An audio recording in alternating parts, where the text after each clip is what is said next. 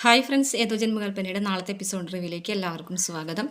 അങ്ങനെ അശ്വിനോട് പറയാണ് എനിക്ക് വീട്ടിൽ പോകണം എന്നൊക്കെ പറയുന്നുണ്ട്. അപ്പോൾ അശ്വിൻ പറയുന്നുണ്ട് 6 മാസത്തെ കരാറുണ്ട് നീയും ഞാനും തമ്മിൽ, അത് അവസാനിക്കാതെ നിനക്ക് ഈ വീട്ടിൽ നിന്ന് പോകാൻ പറ്റില്ല, നിൻ്റെ ചേച്ചിയുടെ ജീവിതം ഇല്ലാതാവും എന്നൊക്കെ പറയാൻ കേട്ടോ. ഈ സമയത്ത് താഴെ മനോരമയാണെന്നുണ്ടെങ്കിൽ ഒച്ചയും ബഹളമൊക്കെ വെച്ചുകൊണ്ടിരിക്കുകയാണ്. ഈ സമയത്ത് ആകാശ് അവിടേക്ക് വരികയാണ് കേട്ടോ.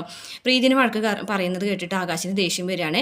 കാരണം രാവിലെ പ്രീതിന് വഴക്ക് പറയുന്നത് കേട്ടിട്ടുണ്ടായിരുന്നു. അപ്പോൾ പിന്നെയും വീണ്ടും വീണ്ടും വഴക്ക് പറയുന്നത് കേൾക്കുമ്പോൾ ആകാശ് പറയൊന്നും മതി നിർത്തുന്നുണ്ടോയെന്ന് ചോദിക്കൂട്ടോ മനോരമയോട്. എന്നിട്ട് മനോരമയുടെ അടുത്ത് വന്ന് തട്ടിക്കയറണം. അമ്മ എന്തിനാണ് വെറുതെ ആവശ്യമില്ലാതെ പ്രീതി ഇങ്ങനെ വഴക്ക് പറഞ്ഞുകൊണ്ടിരിക്കുന്നത്, നല്ല കാര്യമല്ലേ പ്രീതി ചെയ്തത്, പായസം കഴിഞ്ഞ് പോയത് അവളുടെ കുഴപ്പം കൊണ്ടല്ലല്ലോ എന്നൊക്കെ പറയാൻ കേട്ടോ. അപ്പോൾ ആ മനോരമയ്ക്കാണെങ്കിൽ ഭയങ്കര ദേഷ്യം വന്നു. ആഹാ, നീ എന്നോട് ഇങ്ങനെയൊക്കെ സംസാരിച്ചു തുടങ്ങി, 2 ദിവസമായിട്ടുള്ള ഇവള് വന്ന് കയറിയിട്ട് ഇവൾ അപ്പോഴേക്കും നിന്നെ മയക്കോ എന്നൊക്കെ ചോദിച്ചിട്ട് ദേഷ്യത്തോടുകൂടി അവിടെ നിന്ന് പോകുന്നുണ്ട്. അപ്പോൾ ശ്രുതിക്കാണെന്നുണ്ടെങ്കിൽ ഇത് കേട്ട് വരുമ്പോൾ ഭയങ്കര ആശ്വാസമാവണം കേട്ടോ. കാരണം അവിടെ എത്ര ഈ പ്രശ്നങ്ങളൊക്കെ ഉണ്ടായപ്പോൾ ആകാശ് പ്രീതിയുടെ ഒപ്പം നിന്നല്ലോ. അപ്പോൾ ആകാശിൻ്റെ അടുത്ത് ചെന്നിട്ട് ശ്രുതി പറയുന്നുണ്ട് ഇങ്ങനെ, ഈ വീട്ടിൽ എന്തൊക്കെ പ്രശ്നങ്ങളുണ്ടായാലും ആകാശേട്ടൻ എൻ്റെ പ്രീതി ചേച്ചി കൂടെ നിൽക്കുമെന്ന് ചോദിക്കുന്നുണ്ട്. അപ്പോൾ പ്രീതിക്ക് വാക്ക് കൊടുക്കുകയാണ്, എന്ത് പ്രശ്നങ്ങളുണ്ടെങ്കിലും പ്രീതിയുടെ കണ്ണ് നിറയാനായിട്ട് ഞാൻ അനുവദിക്കില്ല, അത് ഞാൻ അമ്മയ്ക്കും അമ്മായിക്കൊക്കെ കൊടുത്ത വാക്കാണ്, അതുകൊണ്ട് തന്നെ ഇവിടെ എന്ത് പ്രശ്നം ഉണ്ടെങ്കിലും പ്രീതിയുടെ കൂടെ ഞാൻ നിൽക്കുമെന്ന് പറയാൻ കേട്ടോ. അത് കേൾക്കുമ്പോൾ ശ്രുതിക്ക് ഭയങ്കര സന്തോഷമാവും. പ്രീതിനെ ഇങ്ങനെ കെട്ടിപ്പിടിക്കുന്നുണ്ട്. അതിനുശേഷം വീണ്ടും അശ്വിൻ്റെ അടുത്തേക്ക് ശ്രുതി പോകുകയാണ്. എന്നിട്ട് പറയുന്നുണ്ട്, നിങ്ങൾ പറഞ്ഞതൊന്നും ശരിയല്ല, ആകാശ് സാർ ഒരിക്കലും എൻ്റെ ചേച്ചിനെ ഒറ്റപ്പെടുത്തൂല, പ്രീതി ചേച്ചിനെ ആകാശ് സാറ് സ്നേഹിച്ചാണ് വിവാഹം കഴിച്ചത്, അതുകൊണ്ട് തന്നെ അവർ ഒരുമിച്ച് ജീവിച്ചോളും, എനിക്ക് അതിനെക്കുറിച്ച് പേടിയില്ല, ഞാൻ എന്തായാലും ഇനി നിങ്ങളുടെ അടിമയായി ഇവിടെ ജീവിക്കാൻ തയ്യാറല്ല, ഞാൻ വീട്ടിലേക്ക് പോകുന്നു എന്ന് പറഞ്ഞിട്ട് വീട്ടിലേക്ക് പോകാനായിട്ട് റെഡി ആവും കേട്ടോ. പശുവിനാണെന്നുണ്ടെങ്കിൽ അങ്ങനെ വിചാരിക്കുന്നില്ല, പറഞ്ഞെങ്കിലും അങ്ങനെ പോകുമെന്ന് വിചാരിക്കുന്നില്ല കേട്ടോ. റെഡി ആയിട്ട് വന്നിട്ട് ഇങ്ങനെ പറയുന്ന സമയത്ത് ശ്യാം ഇങ്ങനെ പുറത്തേക്ക് ഇറങ്ങാനായിട്ട് നിൽക്കുകയാണ്. അപ്പോൾ ശ്രുതി വീട്ടിലേക്ക് പോകണമെന്ന് പറയുമ്പോൾ ശ്യാമ പറയും ഞാൻ അവഴിക്കാണ്, ഞാൻ ഇറക്കി തരാമെന്ന് പറയും കേട്ടോ. അപ്പോൾ ശ്രുതി പറയും വേണ്ട, ഞാൻ ഒറ്റയ്ക്ക് പോയിക്കോളാം എന്ന് പറയും. അപ്പോൾ അഞ്ജലി പറയും അതിൻ്റെ ആവശ്യമില്ല ശ്രുതി, എന്തായാലും ശ്യാമേട്ടൻ ആ വഴിക്ക് പോകുന്നതല്ല, ശ്രുതി എന്തായാലും ശ്യാമേട്ടന് കൂടെ പോകാൻ പറയും. അപ്പോൾ ഇത് കേൾക്കുമ്പോൾ ശ്രുതിക്ക് ഒട്ടും ഇഷ്ടമാവുന്നില്ല. പക്ഷെ അവരുടെ മുന്നിൽ വെച്ചൊന്നും പറയാൻ പറ്റാത്തത് കൊണ്ട് തന്നെ ഒരു നിവൃത്തിയില്ലാതെ ശ്യാമിൻ്റെ കൂടെ വണ്ടിയിൽ കയറി പോവുകയാണ്. അപ്പോൾ ശ്രുതി പോകുന്നത് കണ്ടിട്ട് അശ്വിനാകെ ടെൻഷൻ ആവുന്നുണ്ട് കേട്ടോ. അപ്പോൾ മുത്തശ്ശിയുടെ അടുത്ത് വന്ന് ചോദിക്കുമ്പോൾ മുത്തശ്ശി പറയുന്നുണ്ട് ശ്രുതി വീട്ടിലേക്ക് പോയാണെന്നൊക്കെ. അപ്പോൾ പറഞ്ഞതുപോലെ തന്നെ അവൾ ചെയ്തോന്ന് ആലോചിച്ചിട്ട് ഇങ്ങനെ അശ്വിന് ആകെ ടെൻഷൻ അടിക്കുന്നുണ്ട്.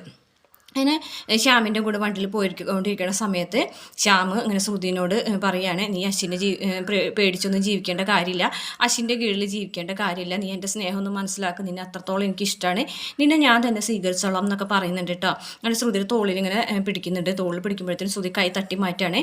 എന്നിട്ട് അശ്വിനെ കുറ്റം പറയണത് കേൾക്കുമ്പോൾ ശ്രുതിക്ക് ദേഷ്യം വരികയാണ് കേട്ടോ. അപ്പോൾ പറയുന്നുണ്ട് ഈ താലിയിലൊന്നും വലിയ കാര്യമില്ല എന്നൊക്കെ പറയുമ്പോൾ നിങ്ങളെ സംബന്ധിച്ച് കല്യാണം എന്ന് പറഞ്ഞിട്ടുള്ളത് വലിയ കാര്യമൊന്നും ആയിരിക്കില്ല, അതുകൊണ്ടാണ് നിങ്ങളിങ്ങനെ അഞ്ജലി മേഡത്തിന് ഉപേക്ഷിച്ചിട്ട് ബാക്കിയുള്ളവരുടെ പിന്നിൽ കൂടെ നടക്കുന്നത്. പക്ഷേ എന്നെ സംബന്ധിച്ചിട്ട് വിവാഹം എന്ന് പറഞ്ഞിട്ടുള്ള അത്രയും മഹത്തായിട്ടുള്ളൊരു കാര്യമാണ്.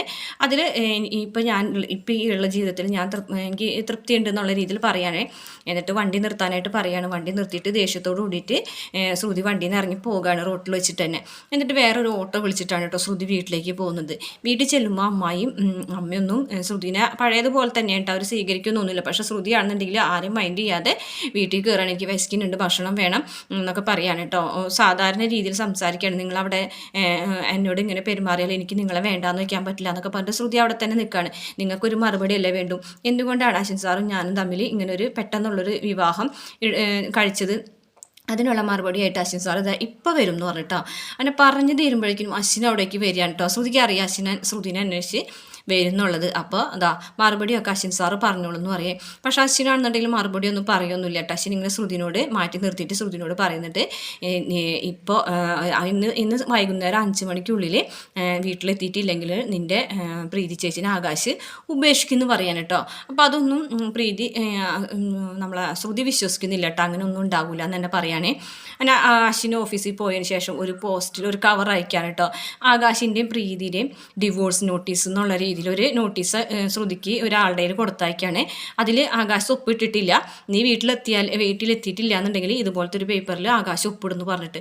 ഇത് കണ്ടോടുകൂടിയിട്ട് ശ്രുതിക്ക് ആകെ ടെൻഷൻ ആവാണ് കേട്ടോ.